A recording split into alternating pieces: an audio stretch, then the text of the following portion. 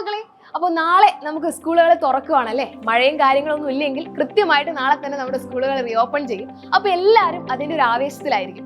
കൃത്യമായി ബുക്കും ബാഗും ഒക്കെ റെഡിയാക്കി നിങ്ങൾ സ്കൂളിൽ പോകുന്നതിന്റെ കൂട്ടത്തിൽ തന്നെ ഒരുപാട് തീരുമാനങ്ങൾ നിങ്ങൾ എടുത്തിട്ടുണ്ടാവും. ഈ വർഷം ഞാൻ കൃത്യമായിട്ട് പഠിക്കും, ക്ലാസ്സിൽ ഒന്നാമതാവാൻ ശ്രമിക്കും, അങ്ങനെ ഒരുപാട് തീരുമാനങ്ങൾ.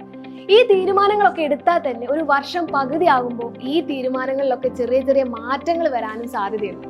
അപ്പൊ മിസ് ഇന്ന് പറയാൻ പോകുന്നത് എങ്ങനെ കൃത്യമായിട്ട് നിങ്ങൾക്ക് ഈ വർഷം പഠിച്ചു തുടങ്ങാം, എന്തൊക്കെ കാര്യങ്ങളാണ് നിങ്ങൾ ശ്രദ്ധിക്കേണ്ടത് എന്നുള്ളതാണ്.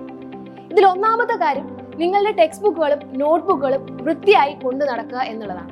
കൃത്യമായി പറഞ്ഞാൽ ഓരോ സബ്ജക്റ്റിനും നിങ്ങൾക്ക് ഓരോ നോട്ട്ബുക്കുകൾ ഉണ്ടായിരിക്കും. ഈ നോട്ട്ബുക്കുകൾ കൃത്യമായി ആ സബ്ജക്റ്റുകൾ മാത്രം എഴുതാൻ വേണ്ടി ശ്രദ്ധിക്കുക. രണ്ടാമത്തെ കാര്യം എന്ന് പറയുന്നത്, ഓരോ ദിവസവും കൃത്യമായ സമയം വെച്ച് വേണം നിങ്ങൾ പഠിക്കാൻ വേണ്ടിയിട്ട്. സമയം തീരുമാനിക്കുമ്പോൾ എപ്പോഴും നിങ്ങൾ ശ്രദ്ധിക്കേണ്ട ഒരു കാര്യം, നിങ്ങൾക്ക് സാധിക്കാത്ത ഒരു കാര്യം തീരുമാനിക്കരുത് എന്നുള്ളതാണ്. ഫോർ എക്സാമ്പിൾ, നിങ്ങൾ രാവിലെ 5 മണിക്ക് ഇതുവരെ എഴുന്നേൽക്കാത്ത ഒരാളാണെങ്കിൽ ഒരിക്കലും എന്നും രാവിലെ ഞാൻ 5 മണിക്ക് എഴുന്നേറ്റ് പഠിക്കും എന്നുള്ളൊരു തീരുമാനം എടുക്കരുത്. പകരം നിങ്ങൾക്ക് പറ്റുന്ന ഒരു സമയം, അത് ചിലപ്പോൾ വൈകുന്നേരമായിരിക്കും, ചിലപ്പോൾ രാത്രി ആയിരിക്കും, അത് എപ്പോഴാണോ ആ ഒരു സമയത്ത് എന്നും പഠിക്കാൻ വേണ്ടി ശ്രദ്ധിക്കുക. അതിന് 7 മണി മുതൽ 9 മണി വരെ ആവാം, ചിലപ്പോൾ 8 മണി മുതൽ 10 മണി വരെ ആവാം. ഏതായാലും നിങ്ങളുടെ കൺവീനിയന്റ് ആയ ടൈമിൽ എല്ലാ ദിവസവും കൃത്യമായി പഠിക്കാൻ വേണ്ടി ശ്രദ്ധിക്കുക.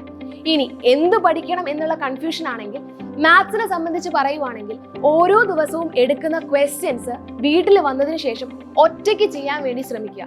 അത് എപ്പോഴാണോ നിങ്ങൾ തനിയെ ചെയ്യുന്നത് അപ്പോഴേ മാത്രമേ ആ ഒരു ക്വസ്റ്റ്യൻ നിങ്ങൾ പഠിച്ചു എന്ന് നമുക്ക് പറയാൻ പറ്റുള്ളൂ.